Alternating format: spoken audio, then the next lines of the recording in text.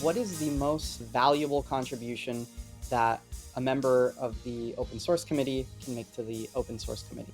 The biggest priority really is making sure that the open source model of Cardano is sustainable, right?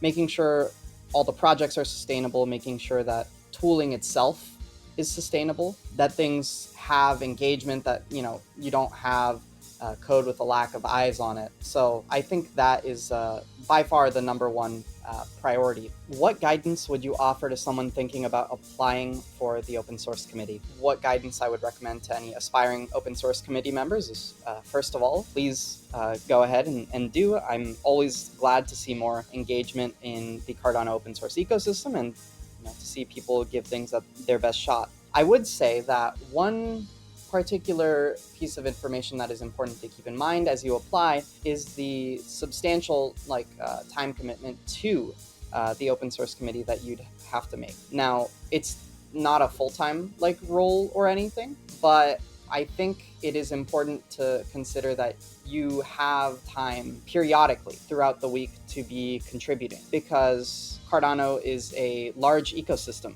as I'm sure you are aware. There's a lot of work to be done on the paid open source model, and none of it's, super terrifying. But it is important to note that, this is a role where we're all coming together to really help out the community. Not like a role that is necessarily, something to do when you have a free minute or two. You need to make sure that you have time available weekly for it. So if you believe you have the skills and most importantly, the drive to contribute to the Cardano, open source committee and the open source community more broadly, then absolutely, please apply as soon as you can. What challenges best illustrate the mindset and skills that an open source committee member needs? I think it is very important and helpful to have the skill to know when you don't know something, when there's some tooling or an entity or some community that you're not, some sub-community that you're not particularly familiar with. Aiken, for example, on writing smart contracts, it's helpful to know how to research more about any given tool, about any given sub-community, about people writing, smart contracts, not with, just the Plutus GHC, Haskell setup, but also, these little sub-communities of Aiken and stuff, and of the libraries and stuff. No one's expected to know everything going into it, but it can help if you've already had experience with diving deep and knowing, how to navigate new projects, new communities, and stuff like that.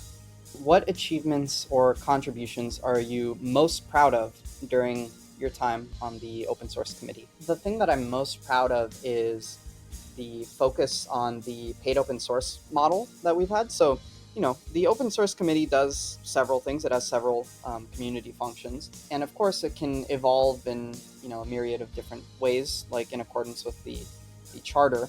But I really think that the focus on getting the paid open source model, not only funded, but in practice, deployed, shifting money around to projects that, need additional support to make sure that they're staying up to date, that they're secure. Getting all of this into place is very, very important, and is something that I'm happy to say that we've been doing pretty good at under my tenure. The focus on getting the paid open source model up and running, and engaging with the community about how that's going, how your projects can benefit from this, how developers can benefit from this.